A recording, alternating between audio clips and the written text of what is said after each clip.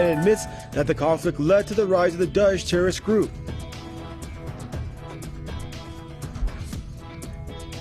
The United States and Saudi Arabia once again call for a political transition in Syria without President Assad.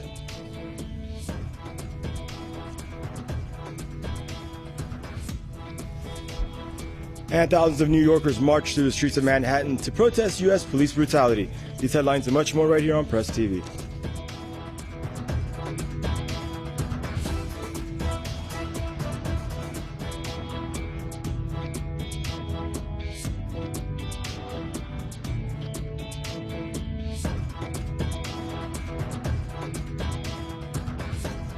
Hello everyone, thank you for joining us here on Press TV World News. And now finally, a belated apology from Britain's former Prime Minister Tony Blair for the invasion of Iraq. In an interview with CNN, Blair apologized for what he called mistakes in planning and understanding the consequences of removing former Iraqi dictator Saddam Hussein. Now, Blair admitted that the invasion of Iraq has been one of the principal causes of the rise of the Daesh terrorist group.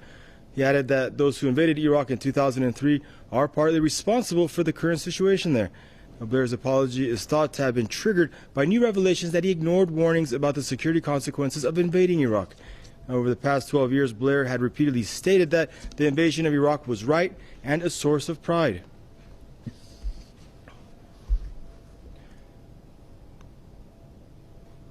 And to get more on the story, we're joined out of Los Angeles by Mr. Stephen Kelly, former CIA NSA contractor. Now, Mr. Kelly, Blair always stood stoically behind the decision to invade Iraq, and now reports suggest only after new revelations have shown that he ignored warnings of security consequences of invading Iraq did he decide to extend his apology. So exactly how sincere is it?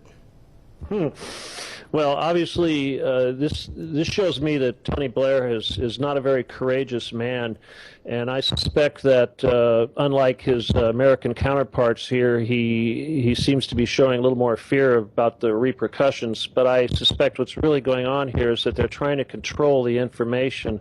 Obviously, they can't stop it, what's coming out, so now they're trying to control the dialogue and own the facts. And sir, more important than the apology, perhaps, maybe the admission that the invasion led to the creation and rise of Daesh. Your take on this? Well, I think that that's an understatement. I think that, of course, the reality is that he knows the truth is that we created it. A bigger statement that he made is that the information they received on the WMDs was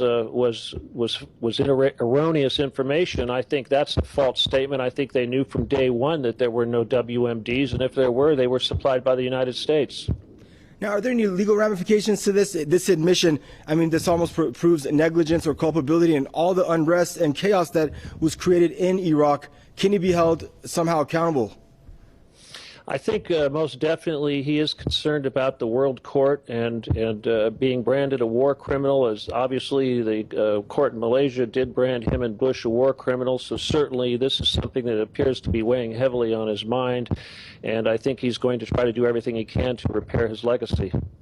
Thank you, Mr. Kelly, for your input there. That's Mr. Stephen Kelly joining us on the program out of Los Angeles, former CIA NSA contractor.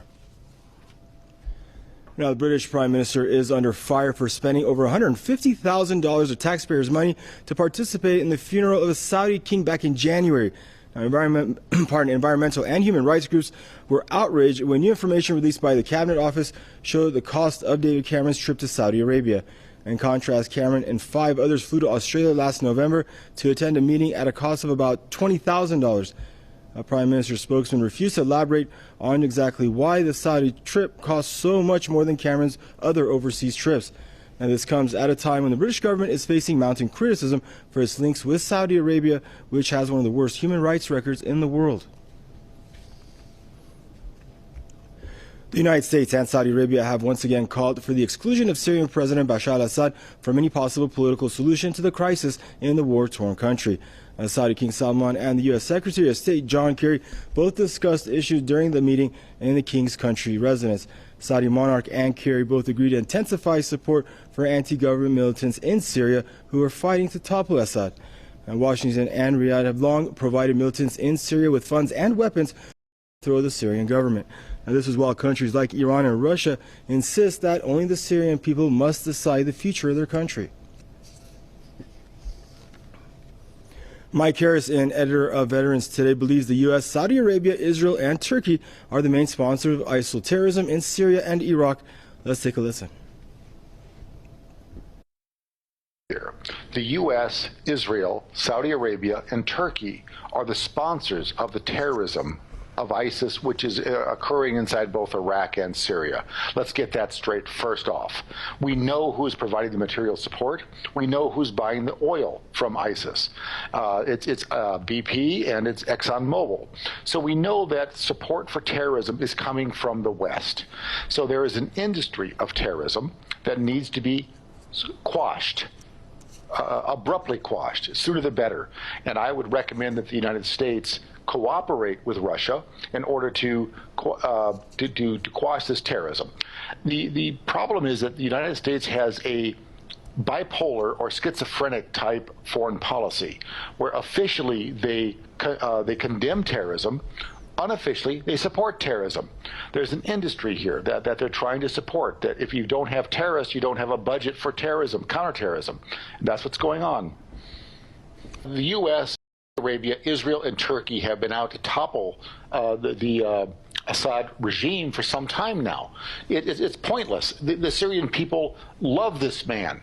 He was elected with an 86% majority in September of 2013.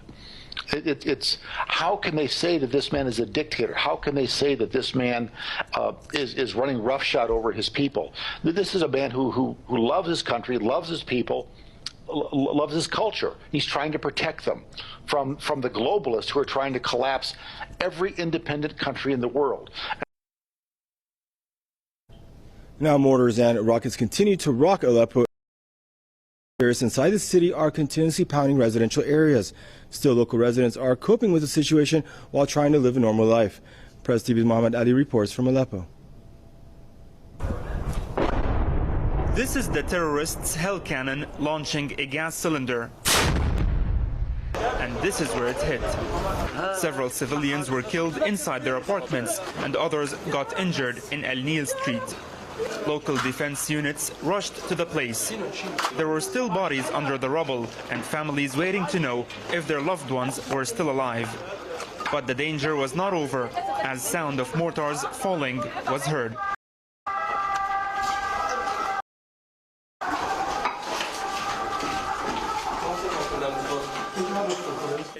What happened was unbelievable.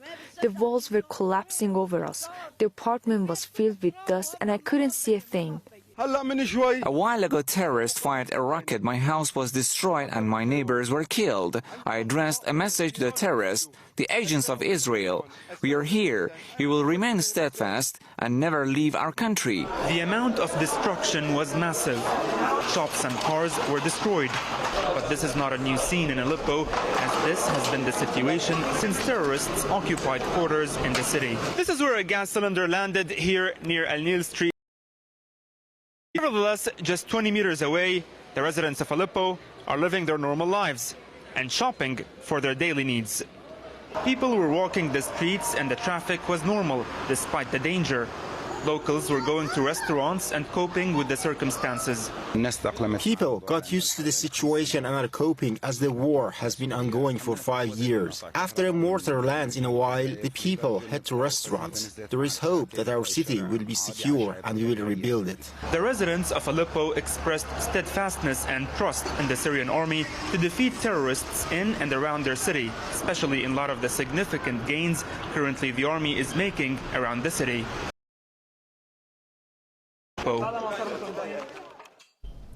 Now, leader of the Al-Nusra Front terrorist group has been reportedly killed in Syria. Reports say that Egypt-born Abu Suleiman al-Masri has been killed in a fight with the Syrian army outside Aleppo. The Al-Qaeda offshoot, along with other extremist groups, is fighting the Syrian government. Now, Syria has been grappling with deadly conflict since March of 2011. Violence fueled by terrorist groups has so far claimed the lives of at least 250,000 people.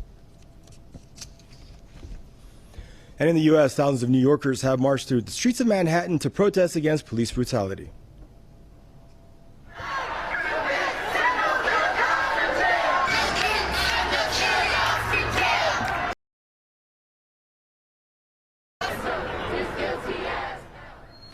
People from all walks of life joined the rally to start the final round of a 3-day campaign called Rise Up October. Celebrities and elites were among demonstrators. At least 100 families who lost loved ones through police violence attended the march as well. Protesters called for justice for victims of police brutality and are demanding a drastic change in U.S. policing. New York NYPD has been notorious. We have joined together from all over this nation with these parents, with these loved ones, and we've come to say we simply ain't taking it no more. We're seeing more and more of it each and every day. And we've come to say that cities down, we're willing to do that. The move against U.S. police brutality extended to other U.S. cities, including Atlanta and Chicago. Earlier Friday, at least 10 people were arrested in protests calling for the closure of a New York prison facility. In another incident, around 200 protesters gathered in Queens to disrupt the detention center by lying on the ground outside. Eyewitnesses said the demonstrators were then arrested and taken to a prison bus by police. NYPD has been notorious. We have joined together. Amid escalating tensions between Palestinians and Israelis in the Gaza Strip and the occupied West Bank, Israel has pledged not to change the status quo at the Al-Aqsa Mosque compound. However, the promise fails to sketch a bright horizon on Palestinians and 10 Israelis since the beginning of this month. After weeks of deadly violence in the occupied Palestinian territories, Israeli Prime Minister Benjamin Netanyahu has promised not to change the status quo at the Al-Aqsa Mosque compound. That would preserve the right for Tel Aviv and not the Palestinians to decide about the arrangements in the site. Israeli forces have long been preventing Palestinians from entering the holy place. Although Netanyahu claims to permit Palestinians pray in a mosque, it is doubtful whether the decision can practically calm the unrest, as Tel Aviv has in the past restricted access to the holy mosque to the middle-aged. Netanyahu's statement came urging a national protection against terrorist acts committed by Israeli settlers. Abbas discussed the deteriorating situation in the occupied territories with the U.S. Secretary of State during a meeting in the Jordanian capital. Washington says it's concerned over the Palestine-Israel crisis, but its sincerity in brokering talks in the recent conflict is under doubt. American sincerity on this issue is absolutely non-existent. Everything that's going on right now with these talks involving Kerry and his counterparts in Jordan and Abbas, this is just for show. This is the same song and dance that has been going on now literally. Of Israelis staged a demonstration blaming Netanyahu for the recent unrest in the occupied territories. Meanwhile, several rallies have been held across Europe in solidarity with the oppressed Palestinians. Demonstrators march in the streets of Paris, Madrid and Rome to express their frustration at Israel's killing of Palestinians. Sioniste, fasciste, c'est vous les terroristes!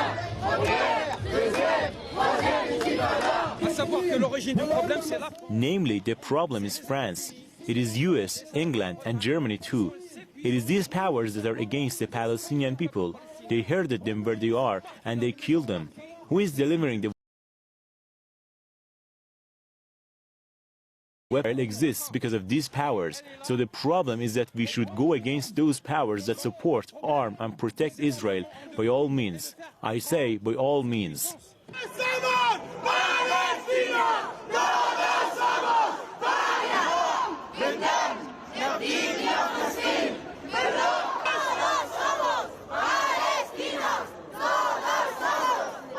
Palestinians are outraged over recent Israeli provocations at the Al-Aqsa Mosque.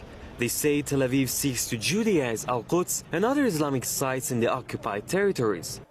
The mountain aggression in Al-Aqsa has sparked a wave of violence that has so far left the real cause of the tensions lies in Israel's occupation of Palestinian lands and incessant violation of Palestinians' rights. And in related breaking news, there's been a Palestinian car torched in East Jerusalem, Al-Quds, by what seems to be Israeli extremists as they torched a car and scrawled racist slogans all over. As soon as we get more in on this story, we'll get you updated accordingly. And now Saudi forces continue to pummel Yemen as the civilian death toll from the military campaign keeps rising. In the latest attack, Saudi forces targeted the Yemeni province of Sada with more than 30 missiles. There are no reports of casualties yet, but earlier a woman was killed and several others wounded as airstrikes on different locations in the Harad district, northwestern province of Hajjah. Now, Riyadh started its relentless military campaign against Yemen in late March. The aggression has so far claimed the lives of more than 7,000 Yemenis. The number of casualties from Saudi attacks on the Yemeni island in Hudaydah province keeps rising as well. Yemeni sources say that Saudi aircraft and warships targeted the island of Aqban multiple times Friday. Now, they say at least 98 people were killed and 100 others wounded in the attacks. Hudaydah provincial officials said that Saudi fighter jets kept bombing the island as relief workers were recovering bodies from under debris. They also issued a statement condemning the Saudi attacks. Now, the statement said the Arab kingdom has no qualms about killing women. International community, including the UN, to denounce the raids and try the perpetrators for crimes against humanity. Meanwhile, Yemenis have come out into the streets in the capital to attend processions in memory of the third Shia Imam on his martyrdom anniversary. Press TV's Mohammed Al-Atab tells us about the morning ceremonies in Sana'a. Thousands of Yemeni demonstrators staged a rally near the renowned Gate of Bab el-Yemen. They chanted anti-Saudi slogans, calling on the international community to put an end to Riyadh's unlawful war that has crossed all internationally recognized red lines.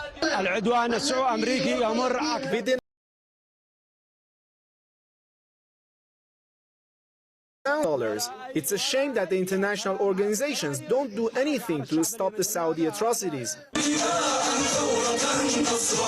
The demonstrators also marked the martyrdom anniversary of Imam Hussein, the grandson of Prophet Muhammad and the third Shia Imam. The event of the martyrdom of Imam Hussein teaches us that tyrants do exist in every time and age. And if we don't stand up against tyrants, they will commit more injustice and spread corruption. Saudi monarchy backed by the Zionist regime is like a cancer in the region. Protesters carried banners in remembrance of Imam Hussein's revolution.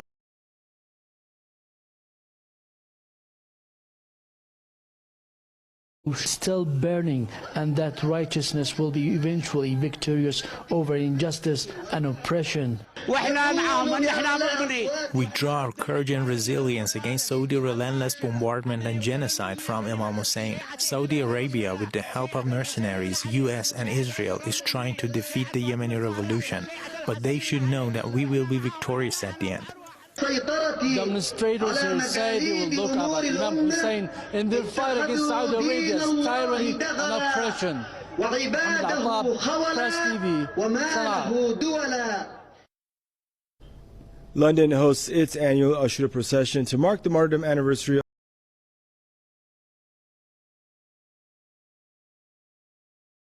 against other global processions.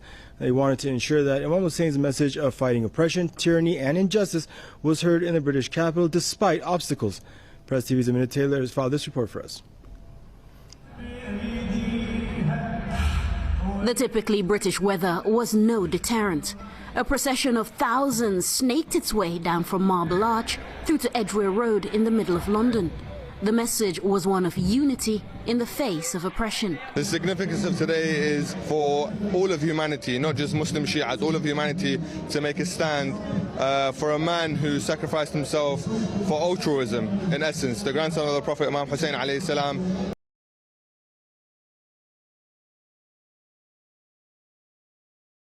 He made it to honor that stand. There were reminders of the tyranny that still faced mankind in the shape of Daesh and its oppressive ilk.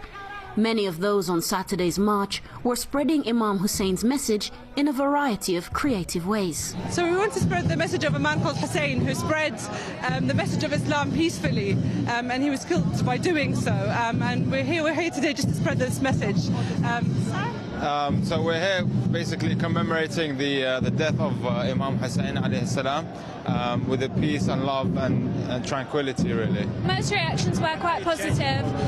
They actually don't really know about it, and they're very interested to read more about it.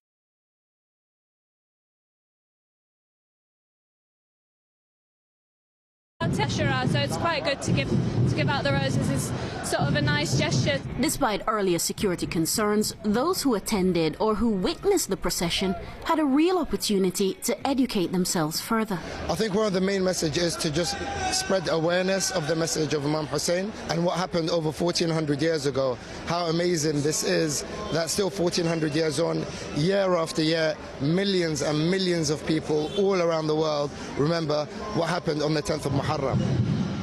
For many viewers switching on their televisions in Britain, these are certainly images they will not be seeing on their televisions over the weekend, which seems all the